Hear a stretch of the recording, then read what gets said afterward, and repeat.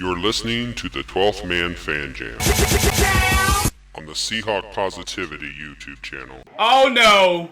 Oh no! Oh no! Oh no! Oh, this is ridiculous! We are horrible! We are horrible! Why would you throw it there? Why would you throw it there, Romo?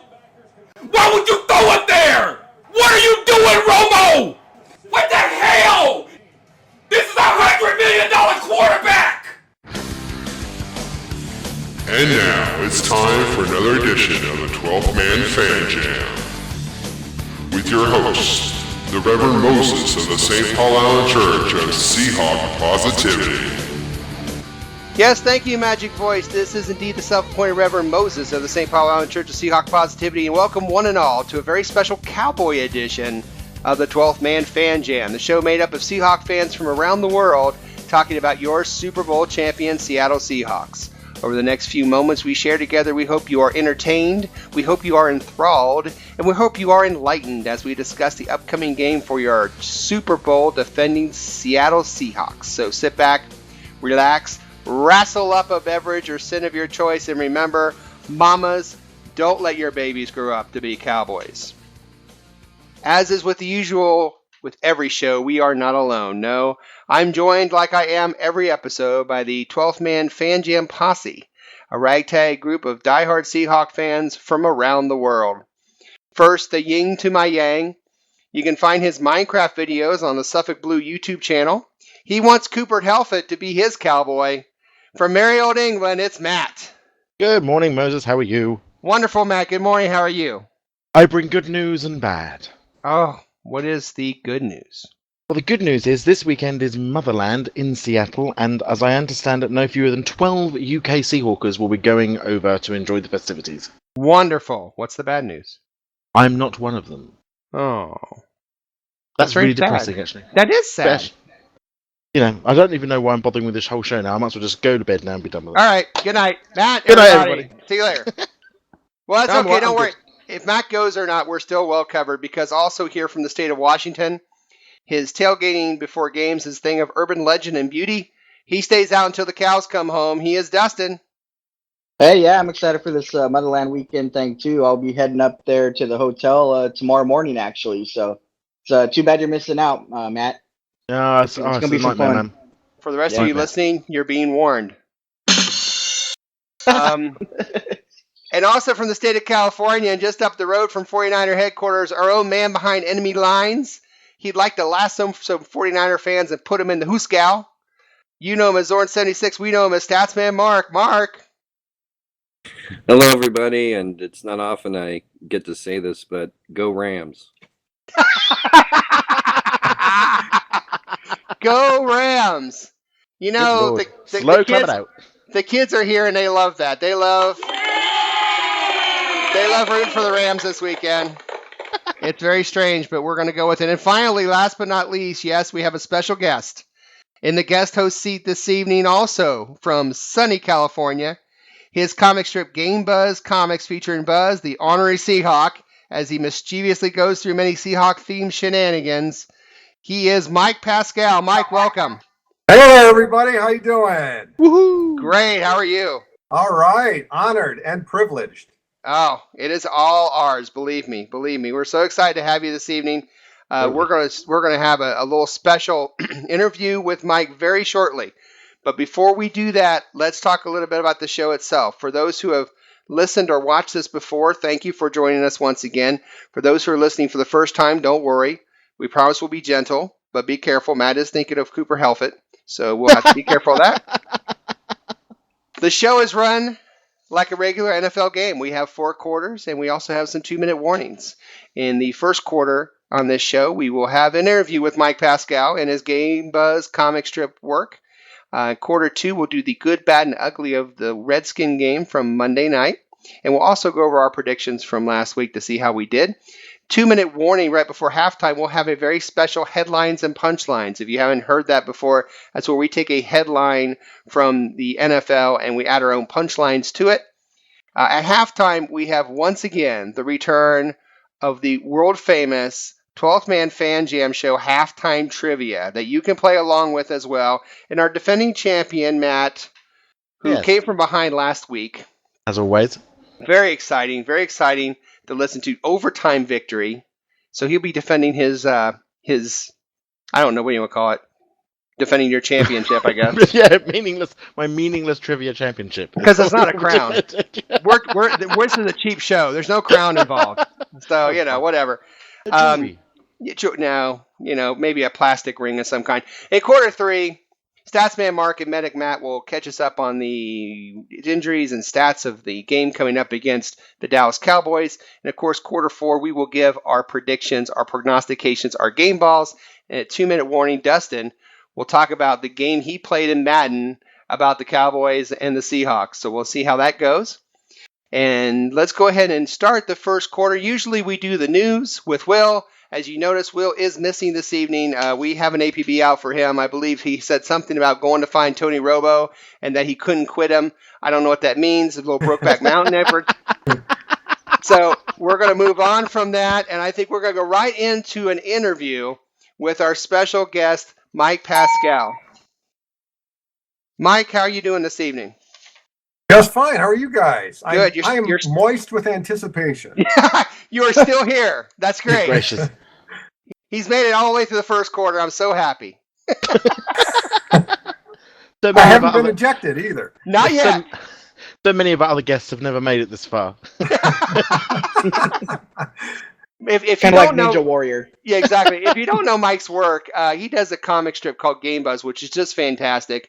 It's Seahawk themed every week. It is. I absolutely love it, Mike. It's fantastic. I mean, it's just wonderful. Let's start a little bit for those of us who don't know anything about you. Let's tell us a little bit about who you are, what you kind of do for a living, how this all came about. I'm a freelance artist and writer, and I was born and raised in Detroit. And I joined the SeahawksHuddle.com site back in 2005, our Super Bowl year. And one of the other members on there, Jason Davies, sent me a picture of a little plush, kind of like a Blitz the Seahawks, except he was wearing a hoodie.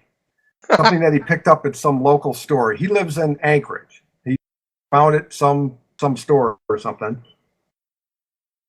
He wanted to know if I would draw him a design to use on a t-shirt, and he would split the proceeds with me for the t-shirt. So I said, okay. And I did it, and he named the character Buzz. So we did a few shirts. We just did that cafe press thing where they print them one at a time, and it's ridiculous because shirts cost like $25 a piece when you do it that way.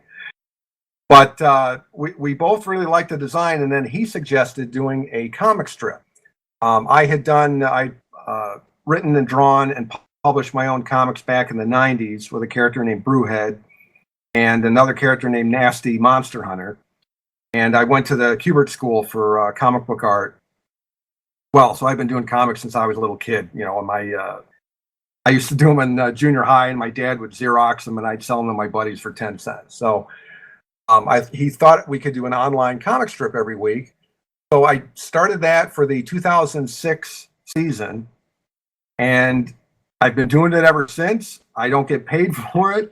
I haven't really found a way to monetize it yet, though I am working on some t-shirts, and I'd like to do a Kickstarter project where I can collect all the strips, because this is my 8th year, so there's quite a few that I've done.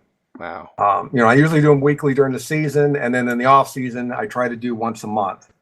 You need to get on Patreon or something where people can actually sign up and financially support you to do that stuff. Yeah, that's not a bad idea. That's really not a bad idea. And I know there's a site named GoComics.com that also has strips that are syndicated and that type of thing. I just have to get off my butt between work and family and all that stuff. I just think it's amazing how much people do for the team and for the whole Seahawks brand without getting paid for it, Moses. Like us. Yeah, like us. It's really. I mean, think of the billions that they make, and it's just. I just love the team, and it was and being from out of state, and then I moved to California, so it's it's my way of being connected with the team and showing my support. And the other thing too is that, thank goodness now that I put it up on Facebook, I get a lot more fan connections. There's a lot of Seahawk fans that know about it now, and that kind of keeps me going. When people get a laugh out of it and say that they like it. That's the main reason. Mike, when you said about the connection, that is so true, because you do something like this and you don't get paid for it. You put all this time and effort into it, but it kind of keeps you connected with the team. But it also kind of I don't know how you feel about it, but it kind of gets me kind of up for the game. Like, it gets me ready for the game. When you finish a comic strip, is that how you kind of feel? Yeah. Oh, yeah, exactly. Because I should do them in advance like every other professional artist does, but I don't do the gag until that week. So for me, it's I look to see who we're playing, and then I go off of that, and so it really does get me geared up for the game. So and that's what's fun. So time wise, typical week, you look at maybe on Monday, you look at who we're playing. And then how long does it take to generate hours wise to because your drawings, wow, you're a fantastic artist because the drawings are fantastic.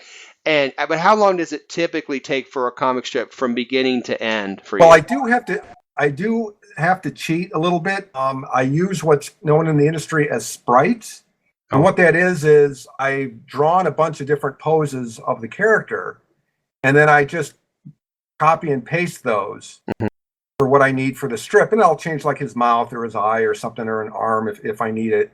And after doing it for 8 years, I've developed other characters for the other teams. So I usually try to see if I have something else that I can use instead of just drawing something from scratch. So it usually takes me anywhere from, I'd say anywhere between 2 and 4 hours to do a strip. So it all depends on how detailed I want to get. It also depends too on how late at night I do it, because then I find out the next morning that I've made a bunch of mistakes and I have to go in and correct them. Wow. I can't believe it takes 2 to 4 hours. That looks like, to me it looks like 10, 12, 14 hours work, but wow. No, I wouldn't get any work done if it took me that long. But in the old days though, it did, because it used to be freeform. I used to have anywhere from 4 panels to 12 panels. I used to make them really big and stuff until I developed that 4-panel grid. And so then that would take a long time too. And then of course when I was doing them on the huddle, I'd get guys that I knew asking me to put their kids in there or put them in there, and it just got into unwieldy. So I said, I got to limit the cast. I think one of my favorite ones is whenever you bring the character Buzz back to you in the drawing board. So the last one is you sitting there, sort of drawing him out, and he comes in and he's like, you're pathetic. And the one that got me was the one that I think it was you missed the preseason game against the Vikings or something. Yes. You were asleep on the drawing board, and Buzz comes in and he's like, "It's preseason." And you got like, what's happened? He's like, "You're pathetic." I just love that disdain that Buzz has for you, that you've given Buzz towards yourself. I think that's brilliant. It's just such a great piece of humor. Thank you very much. Yeah, that actually happened. I was mortified that I'd actually missed the first preseason game. It just, how it is in August, it just sneaked up on you. And I felt so horrible. I was like, I got to do something. So I've been a big fan of a comic strip named Pearls Before Swine. And the artist, Stephen Pastis, often puts himself into the strip. So I kind of got the idea from him. And just to put a slant on it, as you said, because it's more fun when the character hates you. Yeah, it's just great. And the other one was the Doctor Who, the 50th anniversary one, obviously as a Brit, but the 50th anniversary one where you're like, the Doctor Who thing about the fez, and Buzz goes at the end, and Az is wearing a fez, and Buzz goes in at the end and says, "I wanna go back in time. I want to delete your parents." I love it. Thank you very much. Yeah, that was an honor. That was fun being able to put 2 things that I'm a fan of in there. Now, how much of Buzz over the years, and you started with this character, and then how much of has Buzz become you, or how much have you become Buzz over the years? Wow, boy, that's a good question. Yeah, it does. The lines do tend to blur sometimes, because I tend to be a smart aleck, and although Buzz is obviously a lot cleaner with his language than I usually am, because I found out that families actually read it, and dads will read it with their kids and stuff. So I try to be cognizant of that. Although every now and then I will throw in like a Bullwinkle or a Simpsons or Family Guy type of joke where it would go over a little kid's head, but to a corrupt adult with a dirty mind, he would probably see something else. You can throw me in that list because I share them with my kids every week. So. Oh, great! Thanks. Absolutely, because and I know, or is Buzz kind of? I mean, you said he's kind of more of a smart aleck than you are, and is he kind of your alter ego? Do you get to say things as Buzz that you wouldn't normally say, or? Yes. Oh, Yeah. yes, definitely. Because I usually am not the type of guy that goes on other fan boards and berates the other team. Only because I know what it feels like when we used to lose. I remember the seasons of being 6-10 and less. And it sucked when you had 49ers fans and everyone else ripping on you. So I tend not to do that to others, but it is fun. I do acknowledge that it's fun to do that, to kick other teams when they're down, especially when you hate that team. Steelers. So I will let Buzz do that for me. And that's why, like, if you notice, like the Rams have been bad for so long that I just have him kicking the animal. Yes. Pretty much every chance he gets. To which I apologize to the Rams fans, because I used to like the Rams when I was a little kid, believe it or not. I had an old Detroit Lions helmet when I was about 10 years old, and I had my dad paint it with the Rams symbol on it instead because the Lions were so awful. Nothing much has changed. Yeah. Well, let's hear a little bit about you being a Seahawk fan before we wrap this up. Okay. We're talking with Mike Pascale of Buzz comic strips. It's unbelievable comic strip he does every week for the Seahawks. It is fantastic. If you have not seen it, we are going to make sure you go to the Facebook page that shows the Buzz comic strips. And is there anywhere else they can get it, or is it just on Facebook now? Yes, there's another site. It's on smackjeeves.com. So if you go to gamebuzz.smackjeeves.com, I'm part of a project there called the Adapt Project, which is a variety of different strips by one or two creators. The guy that organizes is a great guy named Daryl Goza, who's very, very good at comics and the web. And so for the last 2 years, I put the strip up there every week without fail from past seasons. So this way, like on Facebook, I try to keep it current. So I only have like one or two past seasons on there. But if you want to see other ones, you can go to that smackjeeves.com and look up Game Buzz, and there's a different strip every week. And it starts, I believe, with the 2009 season. So it's kind of neat that you can go back and you can get your fix every week, whether it's the off season or not. That comes out every Monday. That's great. We'll put that up for sure. Thanks. There's some personal stuff here. Let's talk about you as a Seahawk fan. We'll finish up with you talking about a Seahawk fan. You've attended a game or two. What is your favorite Seahawk moment that you, obviously a Super Bowl, what is your favorite Seahawk moment that you were actually in attendance for? Oh, boy. Well, unfortunately, I've only been to 4 games. Mm-hmm. 2 in California and then 2 in Washington. So I got to be honest with you, it wasn't so much a team thing.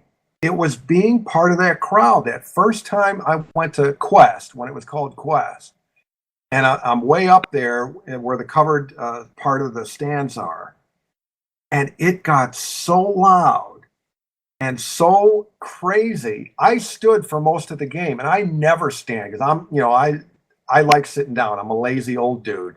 I like sitting down, but people were just so into that team, and I was in heaven. It was so loud. I actually, at one point, I think I actually tried to put in like wadded up tissues in my ears because it was so loud.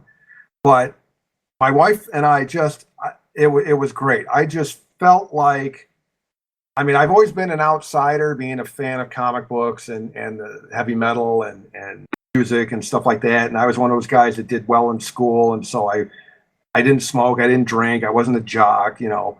But man, when I was part of that community, it was like everybody was yelling with one voice. I will never, ever forget that. I could live to be 100, and just being in there, I can see why people would go there, and I would do whatever I could to get season tickets if I lived there. It would just be a great stadium. That's fantastic. Who is your favorite all-time player, Seahawk or otherwise? You know, you're gonna laugh, but it's I would say Largent, but I got a soft spot for Dave Craig. I know he had tiny hands. He fumbled a lot, and he was from a college that disappeared. He was from that tiny Milton College, but he was an underdog, and he did his best. He loved the team, and he, believe it or not, at certain points, he was on the number 4 of all-time quarterbacks. Yep. For a variety of stats. He was really up there. So he kind of reminded me of me if I was a football player, that I would be that guy. You know, I would just be this kind of nobody that came in and just through heart and effort. You know, he's my favorite older player, and then Russell Wilson is my new favorite player as far as active guys, because he's kind of the same way, being a short guy, you know, and he doesn't care. It doesn't affect him. He thinks he's going to be. I honestly think he believes that he'll be not only in the Hall of Fame, but he'll be in the top 10 quarterbacks of all time. He honestly believes that without being cocky or anything. You know, and I think he could do it. He's a great guy.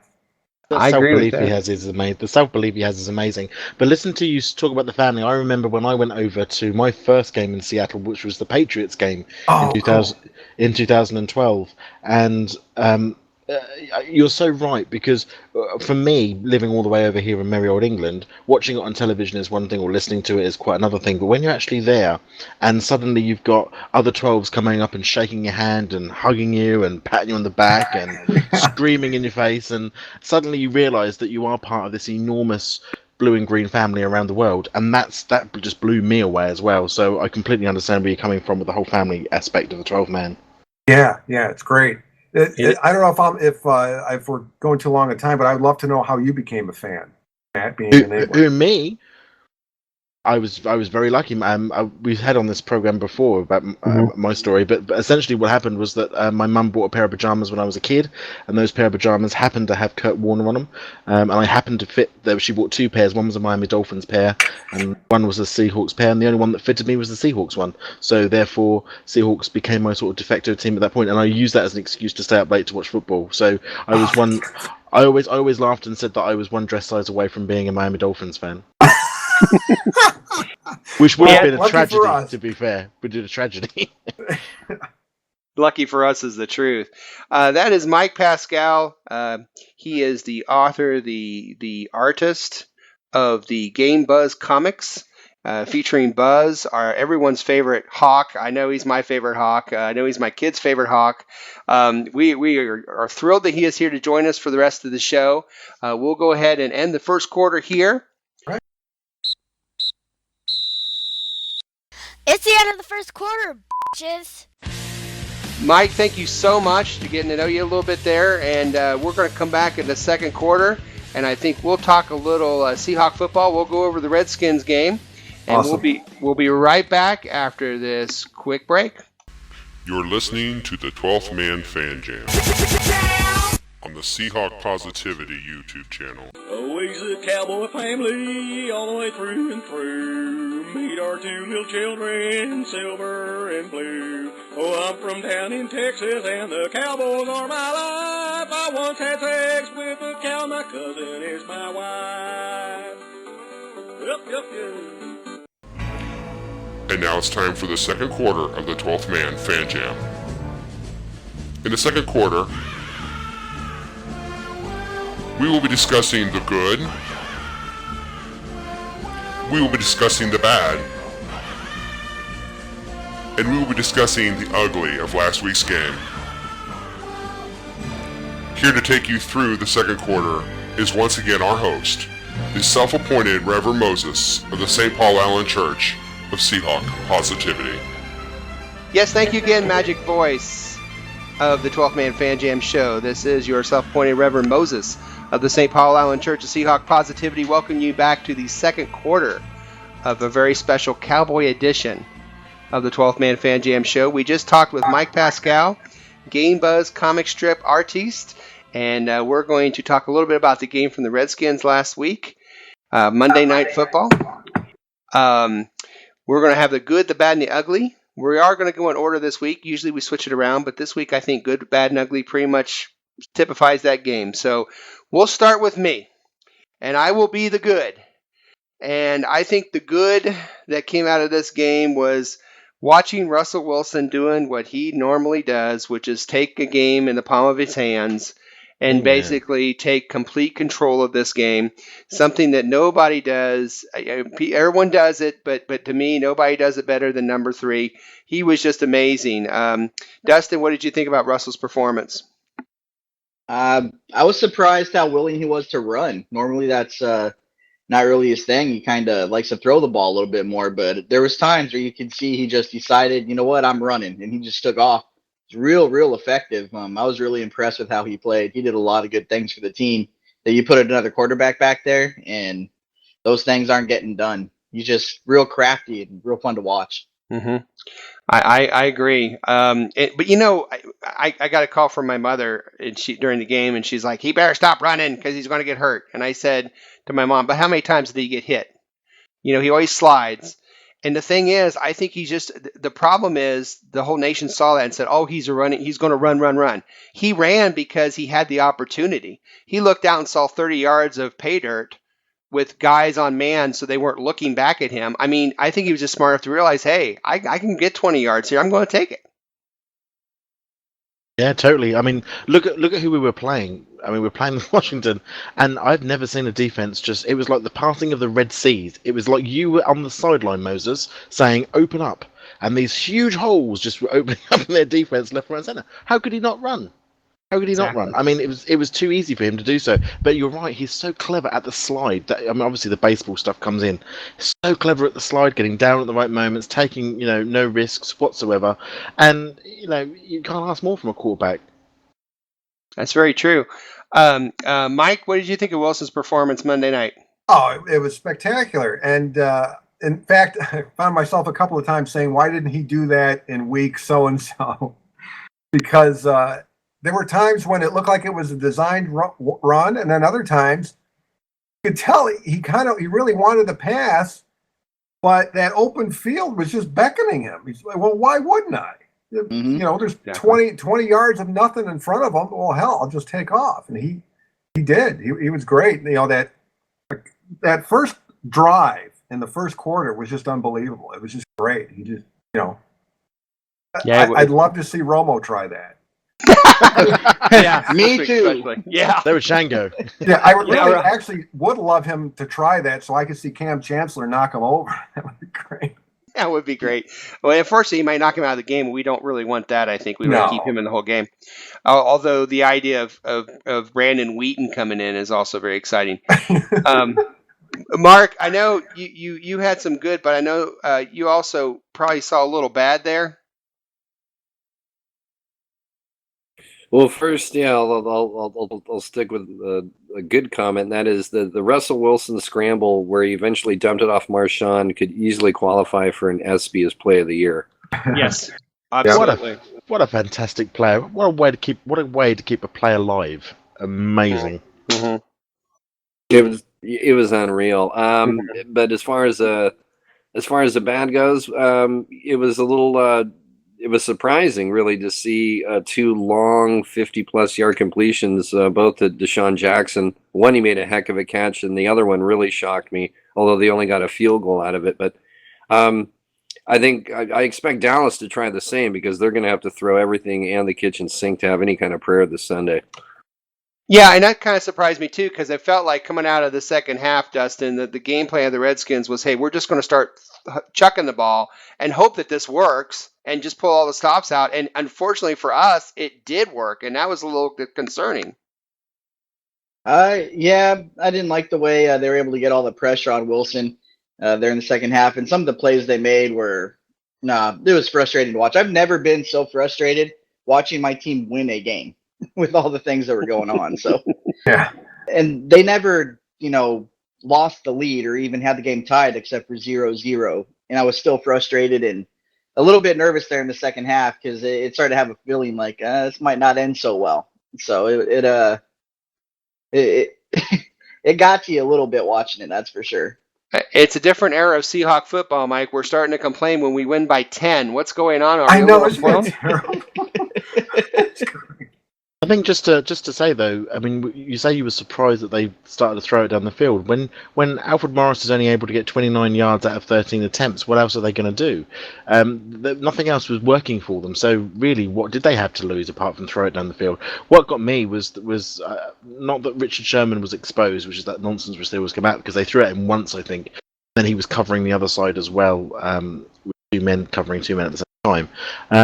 Just lucky throws. These things happen. The throws happen. As it was, I think Phil got off one and a touchdown off the other. But without those, they would have been nothing. So to freak Palais.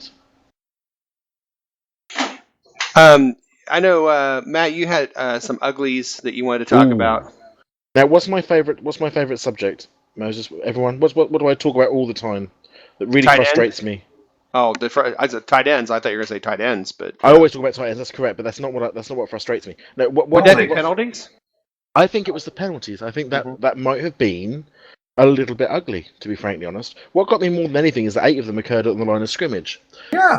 So they can they can be stopped. They don't have to happen. I can understand and accept an occasional mid-play holding out in the outfield somewhere. I can understand that. I can understand a pass interference if you're trying to stop a catch or something. I can understand that. I cannot understand how in the second possession, Russell Wilson fumbled. This is the other ugly, by the way. Russell Wilson fumbled it twice within one set, almost one play after the other, in fact, that we had stupid holding penalties on the line, that we had, neutral zone infractions. Look, as far as I understand, and please correct me if I'm wrong, you've just got to stay still until the ball has moved. Is that not correct? Is that not what it says? That is correct. Yeah, yes, it is. Those are the rules. I don't think that's too complicated. I don't think that's too much to ask for these college-educated people to do. So stay still until he moves the ball. Don't, and obviously I know the adrenaline's there and they want to get there, they want to get the sack, but do it once, I can accept. Tick. Now stay still. Just stay still. That's what you got to do. So I was getting both frustrated, annoyed. I think it was 90 yards, wasn't it? 13 penalties for 90 yards. I mean, you may as well just give them the ball and say, "Do you want to walk all the way down to the 10-yard line?" And then we'll start from there. We'll just give you that. It's ridiculous. And not just the penalties, Mike, but the timing. A 3rd and 4 becomes a 3rd and 9, just at the worst time. Yeah, well, and not only that the false starts. We're the team that gives false starts at our stadium. We should not have false starts in other people's stadium. That bothered me. Yeah. It bothered me too. It's discipline on the line, and I think this comes back to coaching a little bit. And I understand that we're all about competition and we're all about the ball and we're all about all of that. But I think at some point, and I'm not questioning how they do it, but I just think there has to be if anything, I would hope that our O-line was drilled very hard this week on just snapping the damn ball. Yeah. Can I ask you guys, what did you think of that call on Harvin? There were two touchdowns taken away, but the second one was when the ref thought he was in motion, and he wasn't. He was just kind of looking at the ball. Did you think that was a BS call, or do you think that was on him? I thought it was BS, and the reason why is because he wasn't up on the line of scrimmage, so he's allowed to go in motion. That's what I feel like. Yeah, I mean, if he would have been up on the line of scrimmage and he goes to do that, that's one thing. But he wasn't. He was back, so he's allowed to move. So I was very frustrated about that. I'm surprised, actually, the NFL hasn't corrected that, because he absolutely was not on the line of scrimmage. He absolutely was allowed to be in motion, and I don't see any reason why that penalty was called. But I'm surprised that the NFL hasn't, because normally they come back and say, it was an incorrect call, that shouldn't have been called, etc., etc., etc. They haven't done that, probably because that would mean that would have resulted in a touchdown, which they're, as far as I understand it, the NFL just likes to take touchdowns from us. They don't like to acknowledge that we actually do score some. But from what I can see, that was a complete BS call. Yeah, the only thing that would have changed that is if because he's allowed to go in motion.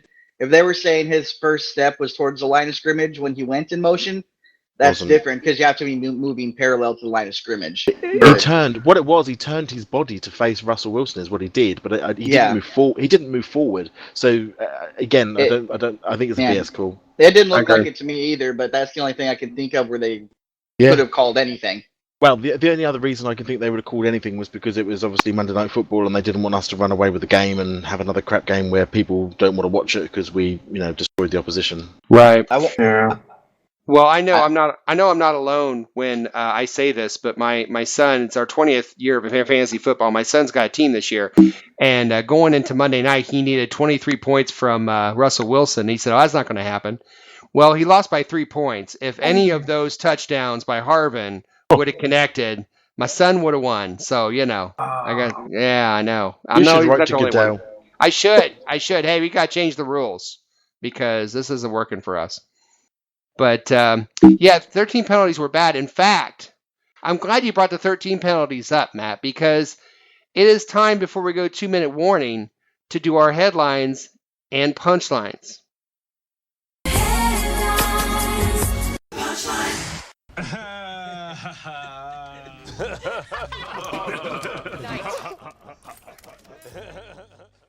Yes, headlines and punchlines, where we take a headline from the NFL and we add our own punchlines. And this week it's a very penalty-filled headline. The headline this week is Seattle Seahawks were penalized 13 times against the Redskins Monday night.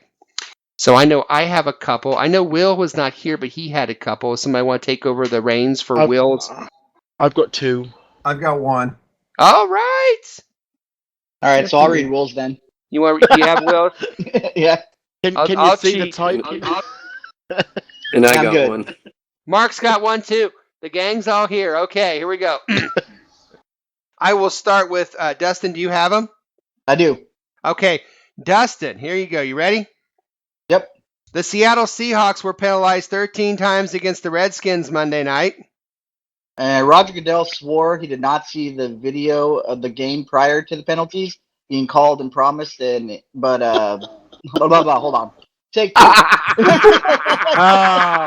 It's a live show, everybody. Live show, everybody. Good night. He's just doing that to make me feel good. Don't drink whiskey before you start reading out. He did microwave another beer. We had a whole discussion on that. Dear. He has a beer microwave. Do you want to try it again, Dustin? Yeah, let's try that again. All right. Here you go. He's got his microwave beer. Okay. The Seattle Seahawks were penalized 13 times against the Redskins Monday night. Roger Goodell swore he did not see video of the game prior to the penalties being called and promised an independent investigation. We know how those go. Hey. All right. Mike. All right. Here we go. The Seattle Seahawks were penalized 13 times against the Redskins Monday night. And the Raiders are jealous.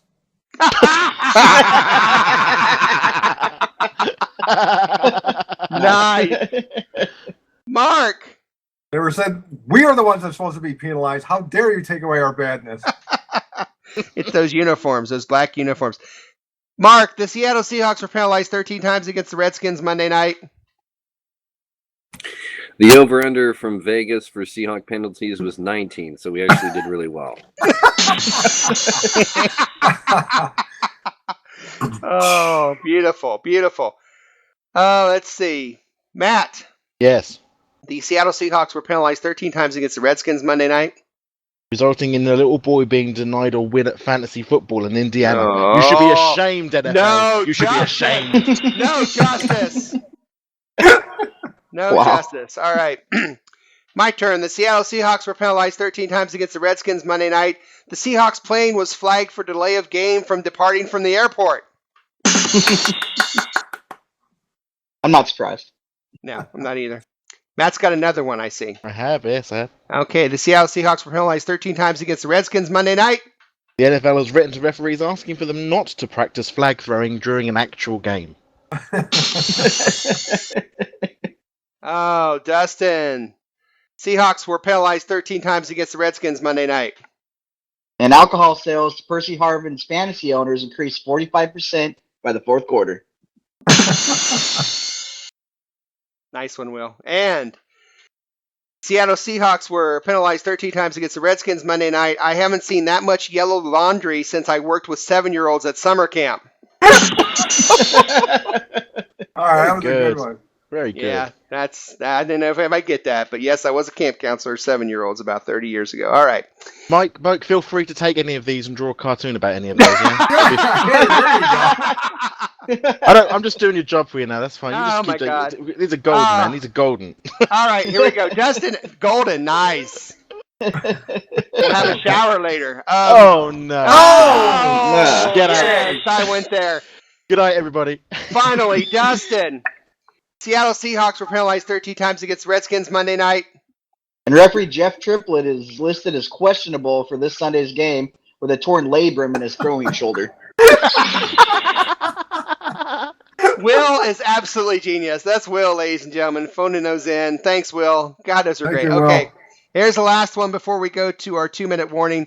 The Seattle Seahawks were penalized 13 times against the Redskins Monday night.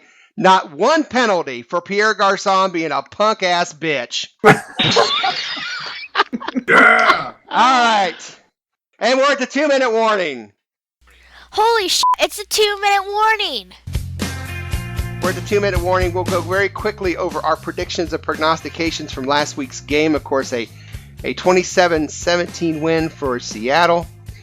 Your scores from last week are on the screen. Dustin, 34-10. Will, 27-21. Mark, 24-13. Matt, 28-10. Andy, Canadian Andy, 49-10. I said 34-17. I think, we got two here. I think Will's actually closer than I am. I said 34-17. If we could have had just one of those Harvin touchdowns, I'd have my score. But I will give it to Will because he said 27-21 and it's 27-17. I think that's pretty good. So congratulations, Will.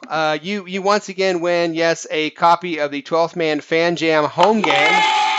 And that is a broken headset that'll be set to you. You can act like you're actually talking on it. Now, the prognostications are on your screen as well. Will said Burley would get an interception, and he didn't. Dustin said there'd be 4 interceptions, and there weren't.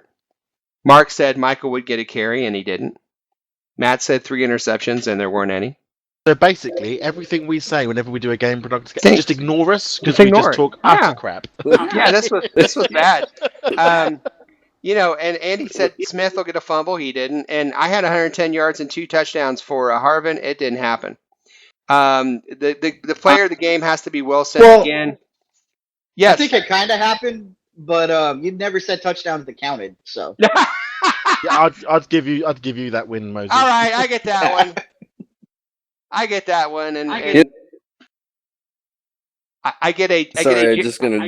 No, go ahead, Mark. Sorry, I love that. It was kind of a tongue-in-cheek prediction. I love that Christy Michael couldn't even manage 1 carry for an entire game. Didn't even get out there. I sense just a tad bit of sarcasm in that. And that's in a game where Marshawn Lynch wasn't even out there to start. Yeah, he was riding the bike. Mm-hmm. Mark, was that just a tad sarcastic? A little bit, but I'm going to go out on another limb and say this guy's not the future franchise running back when Marshawn's done. Yeah, I'm starting to see that a little bit because you think he'd be out there by now. Nah, he's this year's Percy Harvin. We're not going to let him play till the playoffs. Yeah. Wait until we get to the Super Bowl. He's gonna destroy him. Yep. Oh my God. Those were our prognostications. I win. I get a free Jerry Jones lap warmer for teenage girls. So, hooray for me. Allegedly, everybody, just in case anyone's listening, he's going to sue us. What the hell do I care? I'm in Great Britain. Get sued. Hey, speaking of suing. Holy shit, it's halftime. We just got sued with the end of the first half, so we're going to take a quick break, and we're coming back to everyone's favorite part of the show, where I get to ask trivia questions. In 12th Man Fan Jam Show halftime trivia, Matt's going to defend his title against all oncomers. We'll be right back after this quick break.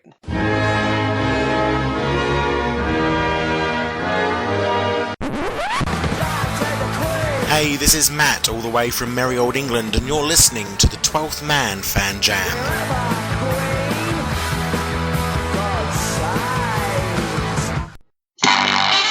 Yes, once again, it's time for your favorite halftime trivia show. It's time for 12th Man Fan Jam Trivia with your favorite host, the self-appointed Reverend Moses of the St. Paul Allen Church of Seahawk Positivity. Thank you, everybody. It's so great to be here. Our audience has fallen asleep, so we're going to move on. We have a great trivia show that you can play along with while you're watching the show here. It's very simple. I will be asking our 12th Man Fan Jam posse some questions for fabulous prizes chosen especially for them. So let's get right into the intros, and let's go right to it. First, our two guys from California. We'll do them each together here because they are in the Hotel California. First, he is in enemy territory. He's our stats man. He is Mark. Mark, say hi to everybody.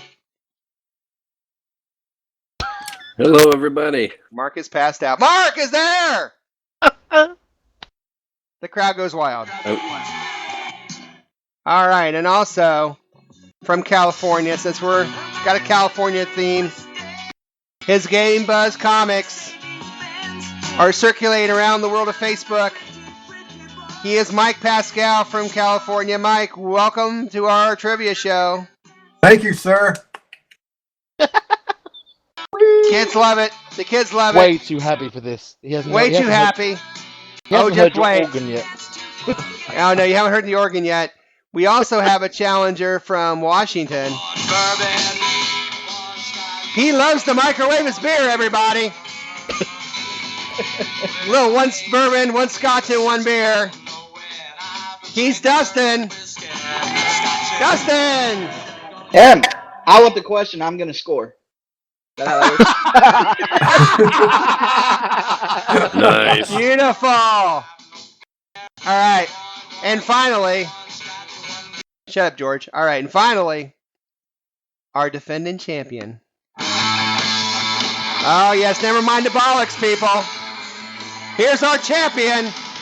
God save the Queen. All the way from merry old England. Our defending champ, Matt. Everybody, God save the Queen. God save the Queen. We mean it, man. We mean it, man. All right. Here we go. All right. Sex Pistols have turned off, and here we go. Here's how you play the game. If you're just joining us and never done this before, you can play along with the posse. It's fantastic. There are 2 rounds of questions. Each one will get 1 question. They're a point apiece. And then we have a final question, which is a numbers question, and whoever's closest gets 2 points. If there is a tie, there is a tie-breaking question. I asked them which question they would like to have, and of course, we are wonderful hosts here. We like to let our guests go first, so we will ask Mike. Mike, give me a 1, 2, 3, or 4 for a question. Oh, geez. Let me go with 3. Mike's going to go with 3, and then we let our defending champion, Matt, pick the next one. 4. Pick 4. And since Dustin wasn't here last week, you want 1 or 2? I'll go 2. Dustin goes 2, which means we start off question 1 right away with Mark. Mark, are you ready? Yes.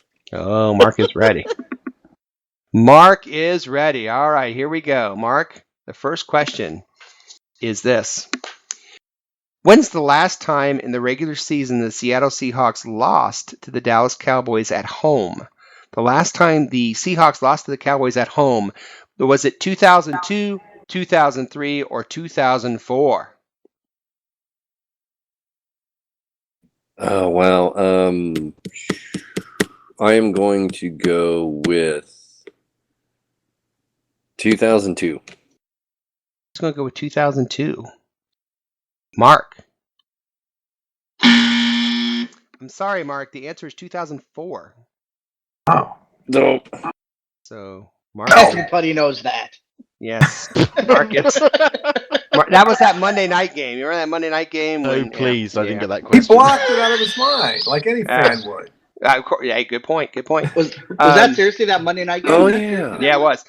Dustin. Holmgren talks about that, how in this book, how the officiating crew or the replay crew had a plane to catch, so they ended up packing up and leaving early. So Holmgren wanted to challenge the Keyshawn Johnson touchdown and couldn't. Oh dear Lord! Was that the last Monday night game? Is that not typical? That might be. Yeah, that might very well be. Yeah. Dustin, are you ready for your question? Indeed.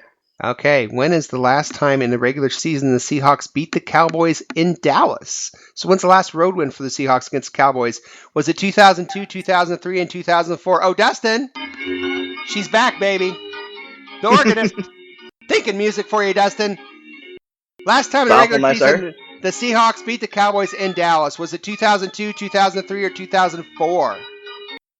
Well, I'm guessing it wasn't 2004. So I'm going to go... I love the way you worked that out. Somebody's paying attention. I'm going to go 2003. 2003, he says. And the last time the Seahawks beat the Cowboys in Dallas? 2002. Oh. 2002. So we are still... so far, we're at a dumb-off. Game is rigged. That was the game. That's hilarious. I remember that one because that's the one where Emmitt Smith set the all-time rushing record, but we beat the Cowboys. Yes, and that was Hasselbeck when Dilfer got hurt, and Hasselbeck came in and really took over that game. Oh, cool. Took over the franchise. Remember that. All right, Mike, here you go. You ready? All right. The first time the Seahawks and Cowboys met was in 1976. Who won? The Cowboys or the Seahawks? Well, unfortunately, it was Dallas. Listen to that. It was. There's not even. I think it's. It was Dallas. I'm sure. Only because for my strip this week, I had to research the last games that they played each other. So I'm sorry. Okay. We have a cheater Nice. here. You know, I didn't go over the rules, but that was 4 days ago. So at least credit me for remembering something that long. Well, the correct answer is actually it's not buzzing. So the correct answer is you're right. Of course, you're right. You knew that. The correct answer is, of course, the Cowboys won 28-13. So you're on the board. Woohoo! Woohoo! And the kids are thrilled. And my buzzer is not so thrilled. Do I have to make my own sound effects? Yeah, Exactly. go ding. Oh, excellent. All right. I feel like that's one of those things where you tell the kids they're excited, but you can tell they're not when you're looking at them. The kids are like, just go. There it is. You ready? Hey. That's it. Here it was. Hold on. There it is. Hey. All All right. Hey, all right. One for Mike. All right. And last but not least, our defending champion, Matt. Yes. Matt, here's your question. Okay. In 1980, Seahawks played the Cowboys on Thanksgiving. How many points did the Cowboys score to beat the Seahawks? 41, 45, or 51? It was 51-7. Dude, I just got the organist going. I know, shooter. Hey, all right, stop playing. He says 51. 51-7. Dang. Guess what? Hey, I got Damn. it. Pity game. And at the end of round one, Mike and Matt have one. Dustin and Mark have none. So we will ask in that order. Round two, it's Cowboy Trivia. Here you go. We will have Mike go first. Mike, 5, 6, 7, or 8?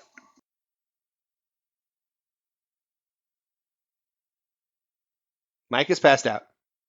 He was overawed by your ding. Yeah. It was 7.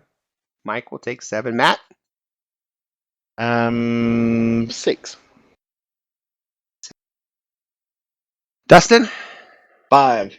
5, and that leaves number 8 for Mark. Okay, here we go. Second round Cowboy Trivia. Dustin, your question is this. The movie poster to Brokeback Mountain was deliberately made to resemble what love story? Casablanca, Love Story, or Titanic? And I'm going to play the organ on this one. All right, Wow. the movie Hey, no poster organ playing about this movie, please. for Brokeback Mountain was deliberately made to resemble what love story? Casablanca, Love Story, or the Titanic? I think more people would get it nowadays if it was after Titanic. So I'm gonna go with Titanic. Oh, he's going to go with Titanic. You know an awful lot about this movie. Because the I answer, just can't. I can't you're quit right. He can't quit it, and he's up. I can't quit you. And here's what I did. And those of you who don't, here's the picture of the Titanic poster and the Brokeback Mountain poster. So you can sit and stare at that for a while. But yeah, they do kind of look similar, I guess, if you want to say that. Congratulations, Dustin. You're on the board. All right, Thank you. Thank you. Matt. Yes, hello. Your cowboy question is this. Please don't ask me any questions about Brokeback Mountain. It is like 20 to 4 in the morning. No Brokeback Mountain. However, Good. what I want to know is in the movie The Good, the Bad, and the Ugly. Who is Tuco? Oh, I don't give a shit. Who's Tuco? Is he the good, the bad, or the ugly? Tuco, is he good, bad, or ugly? I didn't even know they. I didn't even know they had. Did you aware there's a movie called The Good, Bad, and the Ugly? Have you at least known that? Was that the one with Clint Eastwood in it? Yeah. The one movie he was in, yes. The one he was in, yeah. The one Western. I have no idea. I'll say good. He says Tuco's good. I have no idea. Tuco. Now he was ugly. Thanks. Tuco was the ugly one. He was oh gosh, who played Tuco? Eli Wallach. Thank you. Eli. I said Eli, but I couldn't get the Wallach. Thank you. Eli Wallach was ugly. He was Tuco. All right. Mike. Sounds like. Yes. All right. Did you research any cowboy movies while you were doing your comic? No, I did not. Okay, good. Are you a fan of the movie The Good, Bad, and the Ugly? Yeah, but I couldn't tell you the last time I saw it. All right. Well, let's see what happens here. See if you get this one. In the movie The Good, Bad, and the Ugly, who dies? The good, the bad, or the ugly? Who dies in The Good, Bad, and the Ugly? Oh. Give him the organ. Yeah, give me. That's what she said. I know. I think what a pickup line. You know, when I said that, I thought, oh, what a silly thing to say.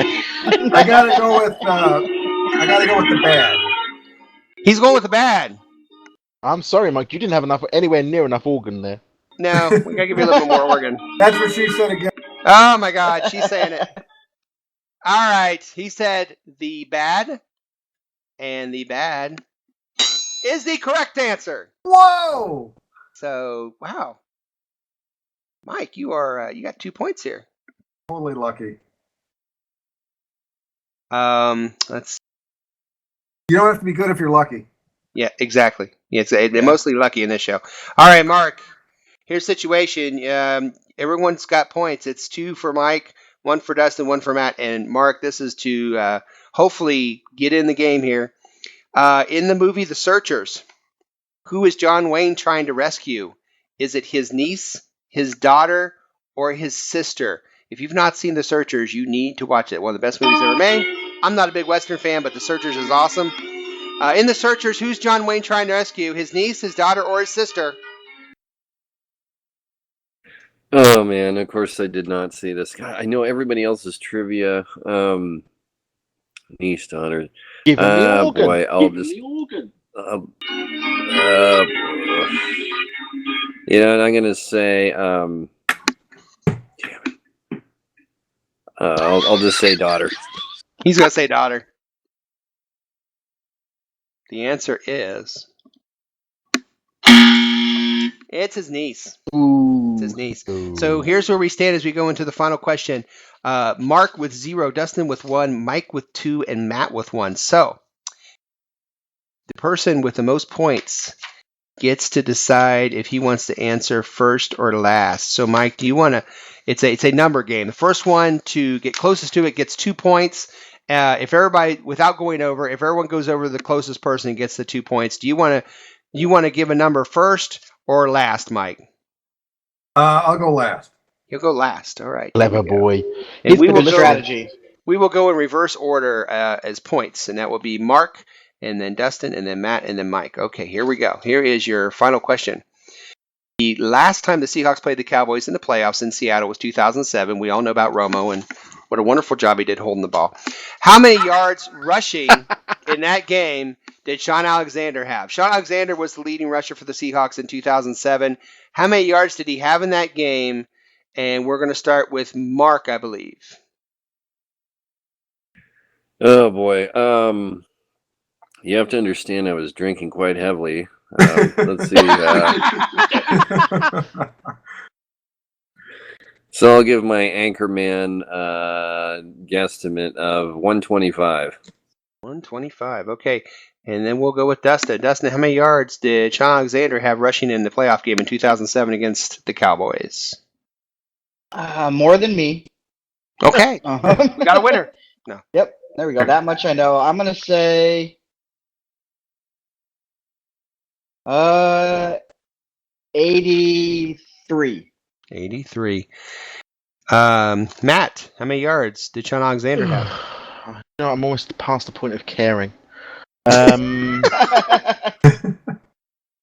don't think it's that high. I don't know. He was very good though, wasn't he? I'll say 61. 61? Yeah. And finally, Mike, how many yards did he have? All right, so we have. Can you read off what the other ones are? Oh, you read it again? Yeah. Sure. The last time the Seahawks played the Cowboys in the playoffs in Seattle, it was 2007. That was the Romo game where he dropped the kick, the extra point kick, or the field goal, I mean. Right, right. How many rushing yards did Sean Alexander have in that very game? Okay, so everyone else has 61, 89, and the other was 125. Yep. I know what he's doing. I'm going to bring up the middle. I'm going to say 100. Well, he's going to say 100. All right. The actual answer on how many yards Sean Alexander had in that game against the Cowboys is 69. Yes! And that means, believe it or not, for how many straight weeks, God save the Queen, people, Matt defends his title tonight. I think you used Google. The entire posse. She ain't no human being, man. Congratulations, Matt. You are our champion once again in halftime trivia. Thank you. Thank you, America. You're the man. Sex Pistols take us out to the start of the third quarter. We'll take a brief break here. We'll regather ourselves. We'll give Matt another tiara he can wear. And we'll be right back after this brief break.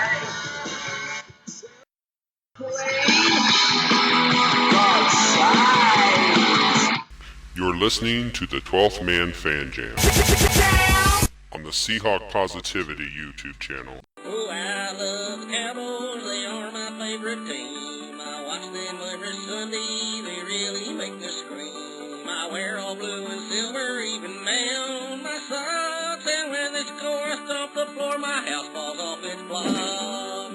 Wee-hee!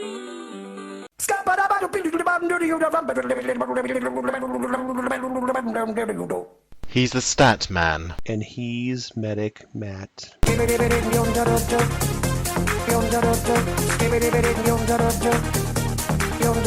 He's the stat man. And he's Medic Matt.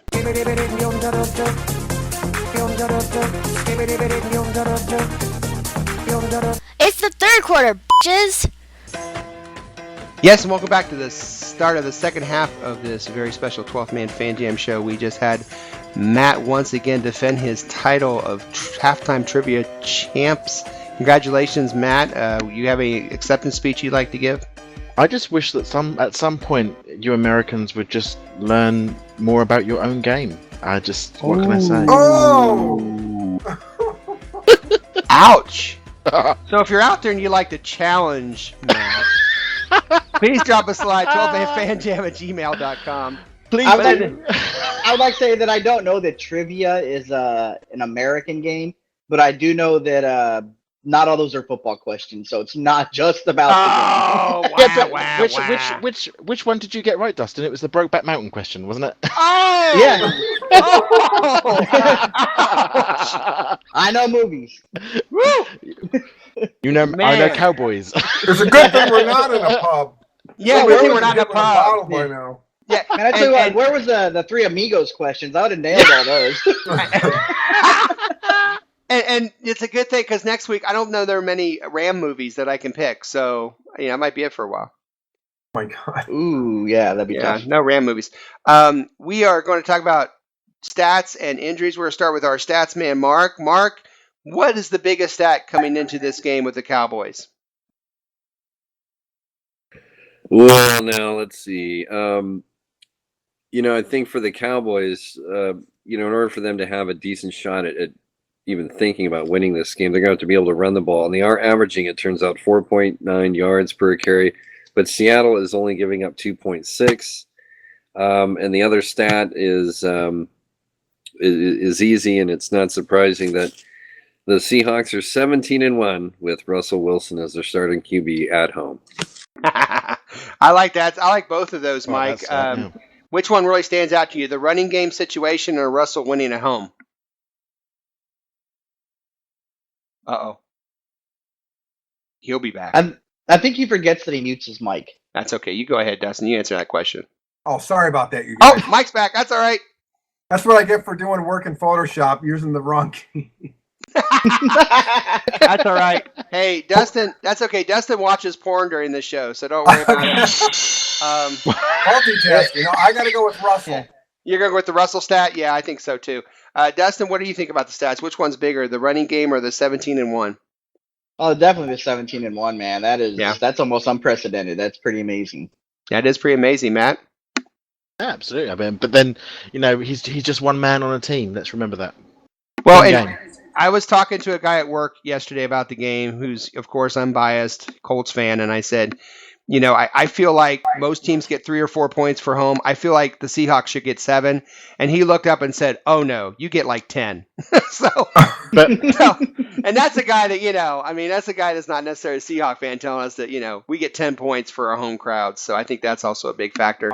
I was watching NFL AM, I think it was one of the ESPN channels or whatever it was, and Michael Irvin, your favourite person, was on there, Moses. He was talking actually about the whole Russell Wilson, is he an elite quarterback, isn't he an elite quarterback, is he only doing well because he's got a good team behind him, etc.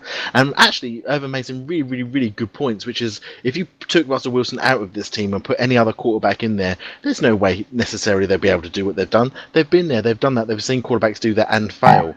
So it can't just be about the team. It has to be about the man who's leading them down the field and doing those 80 yards and doing all those completions. So Russell Wilson, is starting to get, quite frankly, not enough, but he's starting to get some of the respect that he rightly deserves when he's 17-1. Yeah, and it's about time for sure. Matt, speaking of things that we're talking about, it's your turn to give us an injury or two that you think are key in this game. Max Unger is doubtful with a foot injury. Now, Pete Carroll has said he would be looking for a miraculous recovery for this to change. So it looks like Stephen Schilling will be in again for the whole of the game. Now, I don't know whether that's a good thing or bad thing. Unger didn't have the best game last week, really, when it comes to penalties and snapping and all these sorts of things. But I'd still prefer him under centre than I would Schilling, to be fair, just because I always prefer our first lines to be on there rather than seconds. But it'll be interesting to see how he manages to cope with a full game. I mean, he was a free agent earlier this year, so he's not been with the team massively a long time.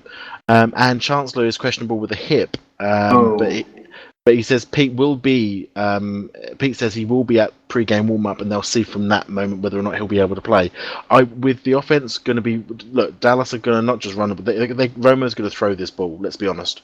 So I really would like to see Chancellor sort of floating around the back there to knock out a few receivers. So I hope he's game fit. I do too, Dustin. You worried about Cam playing? I am. Yeah, I guess it's not related to the surgery he had in the offseason. It's a new hip injury. Mm-hmm. And I know that defense, he didn't play in the preseason. And I realize it's just preseason, but there was a noticeable difference to me in the preseason on how that defense performed. they need their enforcer out there. So if he's not there, I'm definitely going to be worried about them. I mean, you remember, was it last year? I think it was last year before when we played the Cowboys. And Jason Witten, Cam and those guys, Cam lit him up. After that, he didn't want to catch the ball anymore. Mhm. He sets the tone for the defense. So He sure does. He sure does, Mike, doesn't he? He's something special.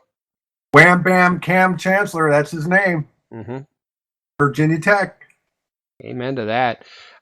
Mark, Cam Chancellor is an issue. Let me ask you real quick about the offensive line. Are you concerned about a backup center this week against the Cowboys' defensive line? You know what? No.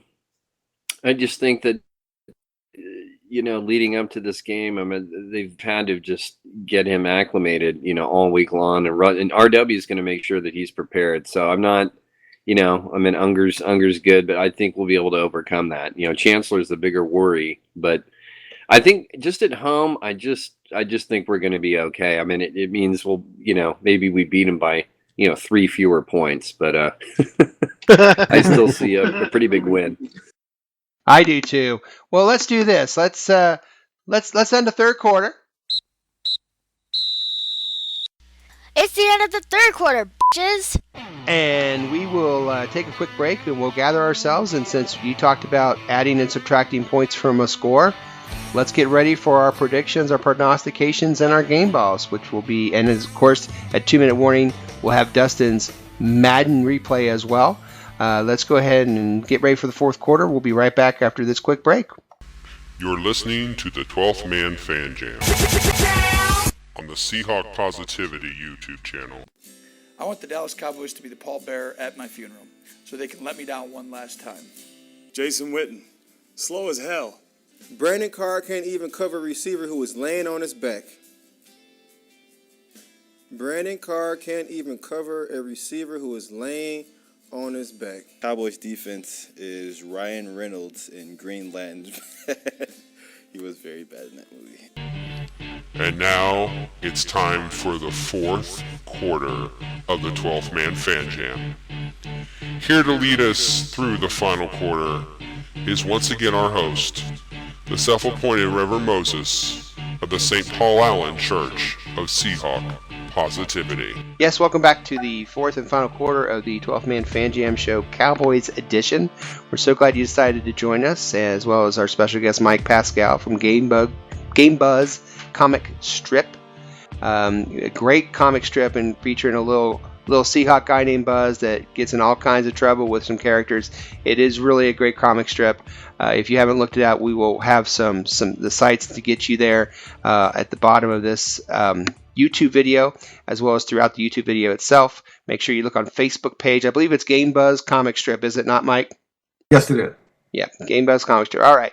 Here's our predictions, our prognostications, and our game balls. This is where we look into the future of this Cowboys-Seahawk matchup, and we decide what the score is going to be. We also bring a prognostication and a game ball. We're going to start with the defending champ of the halftime trivia, Matt from Merry Old England. Matt, what's your score? Yeah, I think this game is going to be an interesting matchup. A lot of this comes down to penalties as well. I hope we clean a lot of them up, and I'm expecting to see a lot less of them. My score for the Motherland game, Cowboys v Seattle, will be Cowboys 17, Seattle 23. Okay. And your prognostication? My prognostication is there will be a safety in the fourth quarter. And there will be 4 sacks on Romo, so it will be a safety against the Cowboys. And there will be 4 sacks on Romo, and the safety will be in the fourth quarter. Nice. I hope it's in my end zone. Game ball? I'm going to give my game ball to Bobby Wagner. Okay. Well done. Dustin, how's that microwave beer tasting? It's good. Is it good? That's very good. Yeah. I know. This is Dustin with alcohol here. Hold on. You have no idea how bad it gets. I wish I knew how to quit you. All right. Oh man, you guys are cool. I didn't even know that was from until the second part. I've been waiting all night to play that. All right, Dustin, you got a score for us? Yeah. You want to hear it? Yeah, why not? All right. I'm going to go 27-14 Seahawks. 27-14. And what's your prognostication? I think does this count as the same as Matt's? I was going to say the defense is going to score. No, defensive score could be something else. Maybe interception, run back for a TD. A defensive score counts. That's good. I like it. Who's your game ball going to? I'm going to say it's going to be because I'm going to be rocking my Percy Harvingers, and I'm sticking with Percy. Oh, Percy. All right. Percy for Percy. Mercy, it's Percy. Mark, how are you doing? Hanging in there. My ears are still running from the buzzing of all those, incorrect answers in trivia. Well, maybe you can get this one right. You got a score for us? Yeah, I do. I'm gonna call this one 31-17 Seattle. Okay. And I'm going. Let's see, prognostication. I'm calling 3 turnovers by Romo. Wow, Nice. nice. Yes, please. And your game ball? Let's see. I'll give the ball. Will go to Earl Thomas.